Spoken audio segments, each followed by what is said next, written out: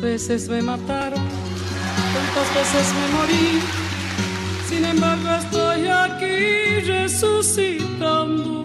17 de octubre de 1945. Está con nosotros Cristian Didier. ¿Cómo estás, Cristian? Buenas noches. Buenas noches, Daniel. Buenas noches a toda la audiencia. Como siempre, el futuro tiene historia. Hoy, como lo anunció recién Daniel, con esta fecha bisagra e histórica y fundamental para entender la historia argentina moderna. El 17 de octubre del año 1945, como lo diría Raúl Scanabrini Ortiz, cuando el subsuelo de la patria sublevada decide formar parte indisoluble de la política argentina. Muchas veces se dice que la democracia de masas empieza a partir de este 17 de octubre, cuando irrumpe por primera vez en la historia argentina y de manera definitiva el pueblo trabajador. Es a partir de este 16 de octubre en el cual nosotros vamos a poder decir en la historia de la República Argentina que es en esta fecha en la cual el movimiento obrero es parte definitiva de lo que es la política argentina de los próximos años.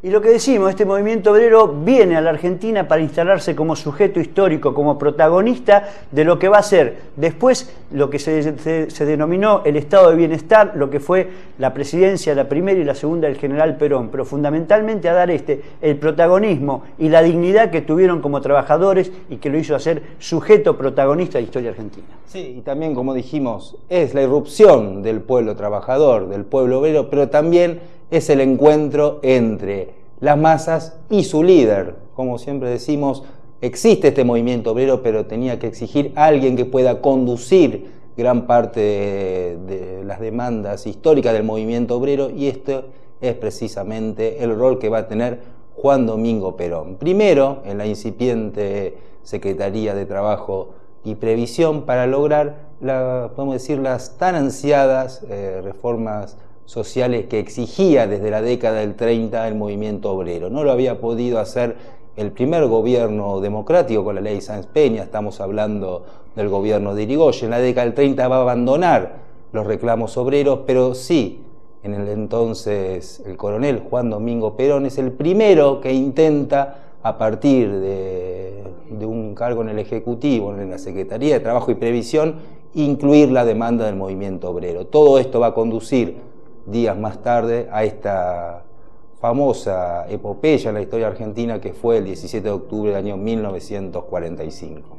Y que más allá que está asignada en toda una semana que se desarrolla a partir del 9 de octubre, del 8 al 9 de octubre, en realidad la espontaneidad que tiene el 17 de octubre es uno de los condimentos históricos más importantes para lo que después va a terminar siendo un escenario, porque a lo que decía Cristian, de encontrar ese líder y ese movimiento trabajador, también lo iba a hacer en un escenario que nunca más iba a abandonar el pueblo argentino, como es la Plaza de Mayo. Bueno, y teniendo en cuenta todo lo que nosotros venimos analizando y contándole a ustedes, vamos a escuchar, en este caso, al profesor Norberto Galazo, que nos va a explicar qué fue el 17 de octubre.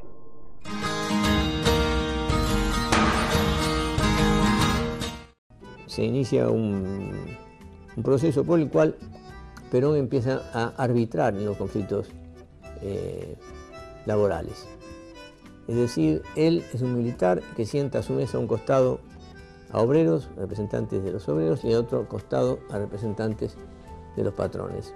Y él se da cuenta de que puede encontrar soluciones en la medida en que esos patrones les interesa también que haya un mercado interno en expansión. Y les interesa tener cierto apoyo oficial a través de créditos oficiales. De esto van a ser un poco lo que Perón después va a llamar comunidad organizada, es decir, un sector del ejército, un sector de los trabajadores, que cada vez es mayor, y algunos empresarios como Miranda, aunque muchos de estos empresarios nuevos no tienen mucha conciencia de su posible rol como burguesía nacional. En este periodo, a partir de 44-45, se va a producir un alineamiento muy claro entre este hombre que empieza a lograr la confianza de los trabajadores, que es Juan Domingo Perón, y los viejos partidos políticos que tienden a unificarse, a acordar entre ellos para ir gestando lo que después va a ser la Unión Democrática. El enfrentamiento va a exacerbarse con la designación del embajador norteamericano Sproul Draden a mediados del 45, donde Braden llega insólitamente a convertirse prácticamente en jefe de la oposición. Después que intenta en algún momento llegar a una negociación con Perón y ve que esto no es posible, Braden se lanza con todo a través de discursos reiterados diciendo que el gobierno es fascista, que el gobierno es la resurrección del nazismo en América Latina después de haber sido derrotado en Europa, y esto va a provocar una situación muy tensa, una influencia del imperialismo norteamericano sobre sectores del ejército y finalmente el intento de derrocar a Perón. Hay varios intentos y uno de ellos, el más importante, es el que se lleva a cabo cuando lo detienen el 9 de octubre de 1945, después lo remiten a Martín García bajo la custodia de la Marina, y esto crea una gran desconfianza en los trabajadores, reclamos de los trabajadores, que especialmente se manifiestan a partir del día 15 de octubre, donde la Fotlia azucarera declara un paro general por tiempo indeterminado, hasta que no liberen al secretario de Trabajo y Previsión. La CGT entonces el día 16 se reúne, el Comité Central Confederal, decide un paro general para el día 18 de octubre, pero es tal el dinamismo de los trabajadores, es tal la bronca, la indignación porque quieren desplazar a Perón, que es el que ha logrado una serie de ventajas, conquistas, digamos, que en algunos casos estaban sancionadas pero no se cumplían y que ahora las están haciendo cumplir, que el 17 de octubre se produce la llegada, la irrupción de la clase trabajadora, la clase obrera argentina en la historia, en el escenario político, que es el de la plaza histórica de Plaza de Mayo, exigiendo la liberación de Perón, cosa que no tiene otro remedio finalmente que aceptar, quedando desplazados el almirante Bernengo Lima y Ábalos, que eran los que investían contra Perón. Después,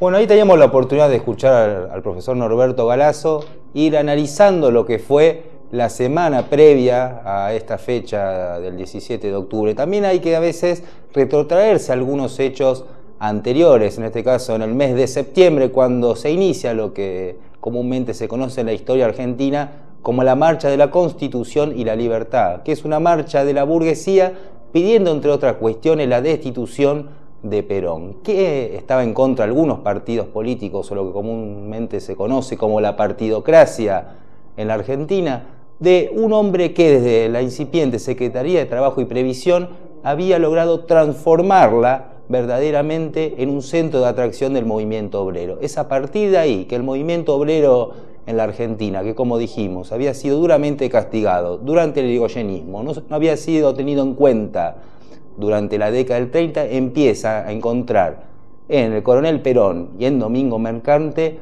un nexo para lograr gran parte de las demandas sociales que pedían. Esto va a generar que a partir de ese 8 de octubre, como dijo en este caso Galazo, empiece a plantearse una verdadera disyuntiva para lo que era el movimiento obrero. ¿Qué hacer? ¿Defender o no a este coronel que en este caso había sido retirado en el ejército y enviado posteriormente a la isla Martín García?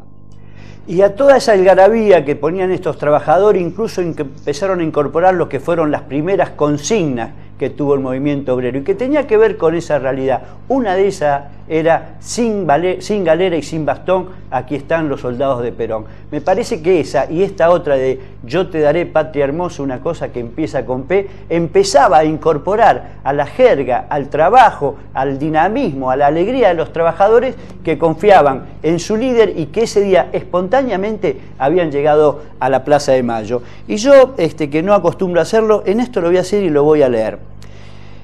Y dice, los trabajadores abandonaron las fábricas, los surcos, los yerbales, las chacras, los servicios de transporte. Grupos compactos de trabajadores fueron atravesando los puentes que unían Avellaneda con Buenos Aires y se dirigían hacia el centro de la ciudad. Sus gritos y voces despiertan el pánico de los habitantes del centro. Los comercios empiezan a bajar las cortinas de sus negocios. Venían de las usinas de Puerto Nuevo, de los talleres de Chacarita y de Villa Crespo, de las manufacturas de San Martín y Vicente López, de las fundiciones y acerías del Riachuelo, de las hilanderías de Barraca, brotaban de los pantanos de Gerli y Avellaneda, o descendían de Lomas de Zamora, hermanados en el mismo grito y en la misma fe. Iba el peón de campo, de cañuelas y el torneo de precisión, el fundidor y el mecánico de automóviles, el tejedor de la hilandería y el empleado de comercio. Esa gigantesca concentración obrera inauguraba el 17 de octubre. Era la unión entre el pueblo trabajador y su líder. Era la unión entre estos trabajadores y Perón. Y lo que decía Scalabrini Ortiz, era el subsuelo de la patria sublevada. Era el cimiento básico de una nación que asomaba y que inscribía un nuevo capítulo en la historia argentina.